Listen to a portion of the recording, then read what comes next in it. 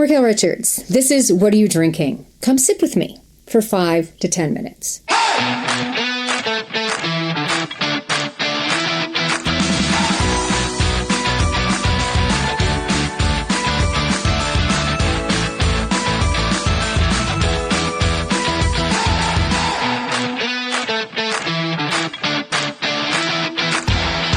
This podcast is for entertainment purposes only. Please drink responsibly.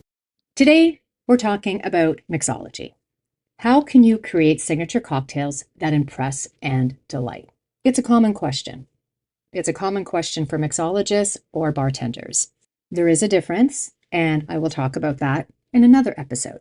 Mixology, it's the art and science, especially nowadays, the art and science of mixing drinks, and it's all about balance, flavor, and presentation.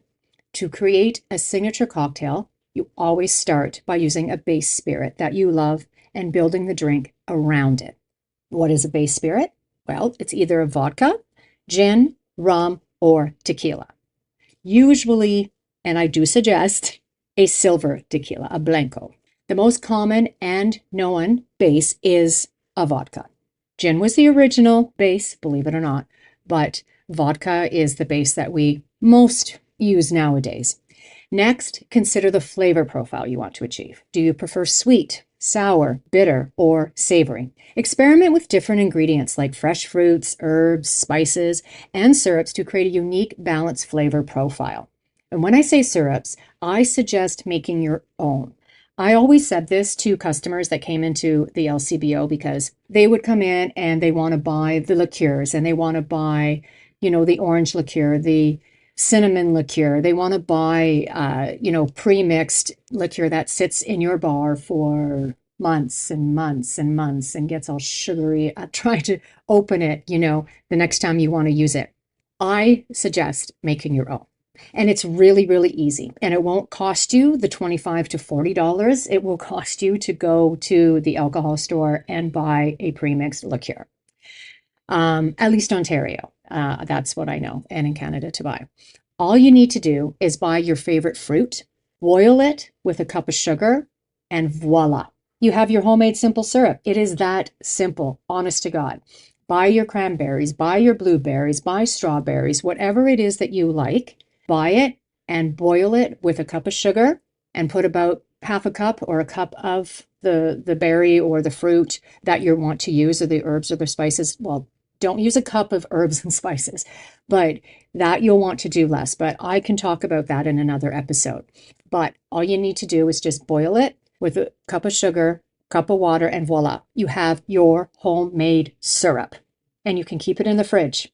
Now, because it doesn't have preservatives in it, it's not going to last forever, but it tastes so much better. It's natural. It doesn't have any added preservatives or junk in it. And I love it. And you can use this simple syrup for other things too. So you can use it for baking, desserts, cooking, and for non-alcoholic drinks as well. Just serve a non-alcoholic drink with club soda, fancy it up with a lemon or a lime, and boom, you got yourself a cocktail. Presentation is also key when it comes to mixology. Use high-quality glassware, garnishes, and ice to elevate the visual appeal of your cocktail. Trust me, it works. A well-presented drink is not only more enjoyable to drink, but it is also more memorable. Yes, it may cost a bit more, but it is definitely worth it. Now, don't be afraid to get creative and think outside the bar. Absolutely think outside the bar. Some of the best cocktails are the result of experimentation and taking risks. When I was a bartender, I used to create cocktails and try it on my willing Saturday afternoon customers. Yep. They would come in, they were usually men that would come in because they were told by their wives to go shopping and get something. So they were there, I was going to say legally, but without their wives knowing, and coming in for a little sip and, and then carrying on to do their errands. And I used to make cocktails and experiment on Saturday afternoons. And they told me the truth, whether they liked it or not. And I mean, I gave them like an ounce, or I could say less than that, but come on, that's not really a taste. So I would give them an ounce and, they taste it for free. So why wouldn't they try it? And they would let me know whether it was good or not. And that's how I would find out, a cocktail that I could make and that I liked. And then I could later on sell or serve to my friends.